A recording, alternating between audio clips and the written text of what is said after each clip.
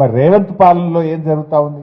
ప్రభుత్వ భూములు ఉంటే అమ్మకానికి పెట్టడం, హౌసింగ్ బోర్డు భూములు, టీజీఐఐసి భూములు లేదా స్వగృహ భూములు, ఎక్కడ భూమి ఉంటే దాన్ని అమ్మడం.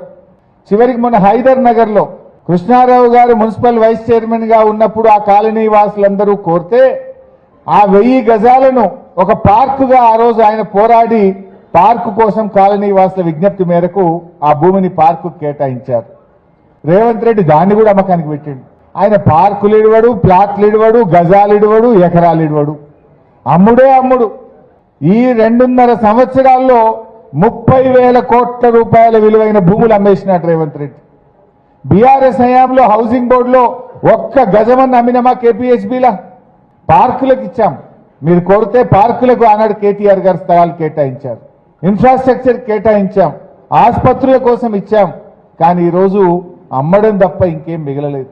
ఈ తెలంగాణలో 30,000 కోట్ల భూములు అమ్మారు. ఇప్పటికే ఇంకేం మిగిల్చే పరిస్థితి కనబడతలేదు. రేపటి భవిష్యత్ తరాలకు ఓ దేవాలయం కట్టడానికో, ఓ చర్చి కట్టడానికో, మస్జిద్ కట్టడానికో, లేదు ఒక ఆసుపత్రి కట్టడానికో, ఒక పాఠశాల కట్టడానికో, ఒక కాలేజీ కట్టడానికో, ఒక వాటర్ ట్యాంక్ కట్టడానికో రేపు స్థలాలు అవసరం లేదా? చనిపోతే కనీసం వైకుంఠ ధామమన్న కట్టాలన్నా వద్దా? कब्रिस्तान के लिए जगह चाहिए ना? जो जमीन है वो बेच देंगे तो कल कहां से जमीन मिलेगा? क्यों बेच रहे? రేపు బొందబెట్టనీకి కూడా జాగ లేకుండా ఈరోజు ఉన్న ప్రభుత్వ స్థలాలన్నీ అమ్మేసే పరిస్థితి కనబడతా ఉంది. ఈ రకమైన పరిస్థితి కనబడుతుంది. అసలు మీరు ఆలోచించండి, ప్రభుత్వ భూములు ఒకవైపు అమ్మకానికి పెడుతున్నాడు, ఇంకోవైపు అసైన్డ్ భూములు, ఎస్సీ ఎస్టీ బీసీలకు ఇచ్చిన అసైన్డ్ భూములను లాక్కోవడం, ఆ భూములను పారిశ్రామికవేత్తలకు కమిషన్లు పెట్టి అమ్ముకుంటా ఉన్నారు. ఆయన తమ్ముడే, మొన్న మధ్య మీరు చూసుంటారు, రేవంత్ రెడ్డి తమ్ముడి కంపెనీకి 100 కోట్ల విలువైన భూమిని ఇవాళ అడ్డికి పావుషేరుకు కట్టబెట్టినారు. ప్రజల భూములేమో ప్రభుత్వ ఆస్తులుగా, ప్రజల భూములనేమో 22A నిషేధిత జాబితాలో పెడుతున్నారు. ప్రభుత్వ భూములేమో ఆయన కుటుంబ సభ్యులకు కట్టబెడతా ఉన్నాడు. ఈ రకమైనటువంటి పరిస్థితి. ఇటు ఎస్సీ ఎస్టీ బీసీల భూములు 1,00,000 ఎకరాల అసైన్డ్ భూములు లాక్కున్నది ఈ కాంగ్రెస్ ప్రభుత్వం. పట్టాలు ఇస్తామని చెప్పిండ్రు, పట్టాలు ఇవ్వలేదు. కానీ వాళ్ళ దగ్గర ఏదో 20 లక్షలు 30 లక్షలు ఇచ్చే భూములు తీసుకొని పారిశ్రామికవేత్తలకు కమిషన్ల పేరిట కట్టబెట్టే ప్రయత్నం జరుగుతూ ఉంది. ఇక మూడవది మీ ఆస్తులు, ప్రజల ఆస్తులు.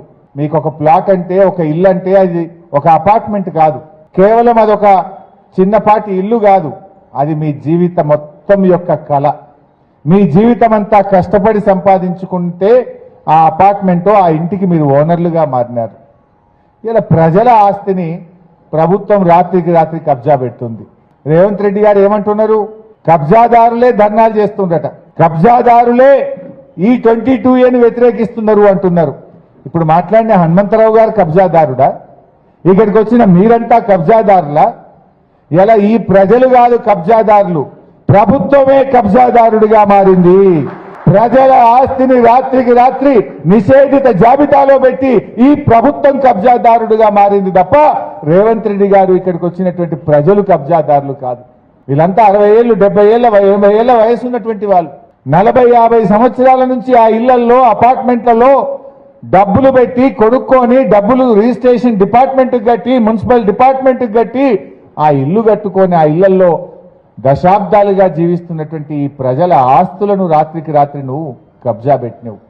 ఈ ప్రజలు కాదు కబ్జాదారులు, నువ్వే కబ్జాదారుడిగా మారినవు.